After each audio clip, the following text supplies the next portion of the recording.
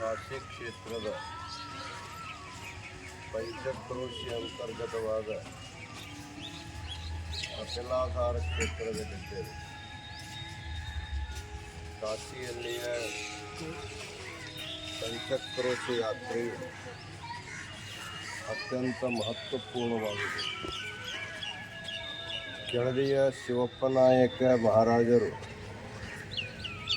ಪಂಚಕ್ರೋಶಿ ಯಾತ್ರೆಯಲ್ಲಿ ಯಾತ್ರೆ ಮಾಡತಕ್ಕಂಥ ಜನರಿಗೆ ನಿವಾಸ ಸ್ನಾನದ ವ್ಯವಸ್ಥೆಗಾಗಿ ಇಲ್ಲೊಂದು ಸರೋವರವನ್ನು ನಿರ್ಮಾಣ ಮಾಡಿದ್ದಾರೆ. ಈ ಸರೋವರದಲ್ಲಿ ಸ್ನಾನ ಮಾಡಿ ಇಲ್ಲಿ ವಸತಿಯನ್ನು ಮಾಡಿಕೊಂಡು ಯಾತ್ರೆಗಳು ಪಂಚಕ್ರೋಶಿ ಯಾತ್ರೆಯನ್ನು ಮಾಡ್ತಾ ಇದ್ದಾರೆ. ಈ ಸರೋವರವನ್ನು ನಿರ್ಮಾಣ ಮಾಡಿದ ಸಾಂಕೇತಿಕವಾಗಿ ಕೆಳದಿ ಶಿವಪ್ಪನಾಯಕರು ಇಲ್ಲೊಂದು ಶಾಸನವನ್ನು ಬರೆಸಿದ್ದಾರೆ. ಈ ಶಾಸನದಲ್ಲಿ ಮೊದಲು ಉರ್ದು ಭಾಷೆಯಲ್ಲಿ, ಆಮೇಲೆ ಕನ್ನಡದಲ್ಲಿ, ಆಮೇಲೆ ಹಿಂದಿ ಭಾಷೆಯಲ್ಲಿ, ಹೀಗೆ 3 ಭಾಷೆಯಲ್ಲಿ ಬರೆದಿರ್ತಕ್ಕಂಥ ಒಂದು ಪ್ರಾಚೀನವಾದ ಶಿಲಾಶಾಸನ ಇದೆ. ಇಲ್ಲಿಯ ಜನರ ಅನವಧಾನದಿಂದ ಈ ವಿಶಾಲವಾದ ಶಿಲೆಯನ್ನು ಜನರು ಸರೋವರದಲ್ಲಿ ದಾಟುಗಲ್ಲನ್ನಾಗಿ ಮಾಡಿಕೊಂಡಿದ್ದರು. ಈ ವಿಷಯವು ಸನ್ನಿಧಿ ಗಮನಕ್ಕೆ ಬಂದಾಗ ನಮ್ಮ ಪೀಠದ ವ್ಯವಸ್ಥಾಪಕರಾದ ಶಿವಾನಂದ ಹಿರೇಮಠ್ ಹಾಗೂ ನ್ಯಾಯವಾದಿಗಳಾದ ಉದಯಭಾನ್ ಸಿಂಗ್ ಅವರನ್ನು ಮತ್ತು ಮಠದ ಇಂಜಿನಿಯರಾದ ನಮ್ಮ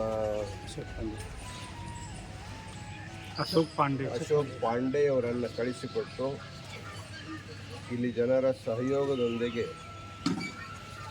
ಆ ದಾನಶಿಲೆಯನ್ನು ಅಲ್ಲಿಂದ ಎತ್ತಿ ತಂದು ಇಂದು ಈ ಸ್ಥಾನದಲ್ಲಿ ಸುರಕ್ಷಿತವಾಗಿ ಸ್ಥಾಪನೆ ಮಾಡಲಾಗಿದೆ. ಕೆಳದಿ ಅರಸರ ಈ ಶಾಸನವು ಶಾಶ್ವತವಾಗಿ ಸುರಕ್ಷಿತವಾಗಿದೆ. ಆದ್ದರಿಂದ ಕೆಳದಿ ರಾಜರ ವಂಶಸ್ಥರಾಗಲಿ ಕರ್ನಾಟಕದ ಜನತೆಯಾಗಲಿ ಯಾವುದೇ ಆತಂಕಕ್ಕೆ ಒಳಗಾಗುವ ಅವಶ್ಯಕತೆ ಇಲ್ಲ ಅನ್ನುವಂಥ ಮಾತನ್ನು ನಾವು ಹೇಳ ಬಯಸ್ತಾ ಇದ್ದೇವೆ. ನಾವು ಕಾಶಿ ಜಗದ್ಗುರುಗಳವರು ನಾಳೆ 1ನೇ ತಾರೀಕು ನಡೀತಕ್ಕಂತಹ ಮತದಾನದ ನಿಮಿತ್ತವಾಗಿ ಕಾಶಿಗೆ ದಯಮಾಡಿಸಿದ್ದೇವೆ. ಇವತ್ತು ಕಪಿಲಾವರ ಕ್ಷೇತ್ರಕ್ಕೆ ಸಂದರ್ಶನವನ್ನು ಕೊಟ್ಟು ಈ ದಾನಶಿಲೆಯನ್ನು ಯೋಗ್ಯವಾದ ಸ್ಥಾನದಲ್ಲಿ ಪುನಃ ಪ್ರತಿಷ್ಠಾಪನೆ ಮಾಡಲಾಗಿದೆ. ಆದ್ದರಿಂದ ಪ್ರತಿಯೊಬ್ಬರೂ ಇದನ್ನು ನೋಡಿ ಸಮಾಧಾನ ಪಟ್ಟುಕೊಳ್ಳಬೇಕನ್ನುವಂಥ ಒಂದು ಸಂದೇಶವನ್ನು ಈ ಸಂದರ್ಭದಲ್ಲಿ ಕೊಡ್ತಾ ಇದ್ದೇವೆ. ಎಲ್ಲರಿಗೂ ಮಂಗಲವಾಗಲಿ. ಈ ಸ್ಥಾನಿಕ ಜನರು ಸಹಕಾರ ಕೊಟ್ಟದ್ದಕ್ಕಾಗಿ ಅವರೆಲ್ಲರಿಗೂ ಶುಭಾಶೀರ್ವಾದವನ್ನು ಕೊಡ್ತಾ ಇದ್ದೇವೆ.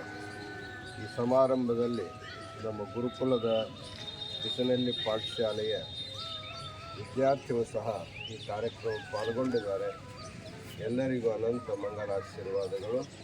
ಕಾಶಿಯ ಯಾತ್ರೆಗೆ ಬಂದಂತಹ ಕರ್ನಾಟಕದ ಜನತೆ ಪಂಚಕ್ರೋಶಿ ಯಾತ್ರೆಯಲ್ಲಿ ಬಂದು ಈ ಕಪಿಲಾಧಾರ ಸರೋವರದಲ್ಲಿ ಸ್ನಾನ ಮಾಡಿ ರಾಜರು ಮಾಡಿರ್ತಕ್ಕಂಥ ಸೇವೆಯನ್ನು ಸದಾ ಸ್ಮರಿಸಬೇಕನ್ನುವಂಥ ಮಾತನ್ನು ಕೂಡ ಇಲ್ಲಿ ತಿಳಿಸ್ತಾ ಇದ್ದೇವೆ.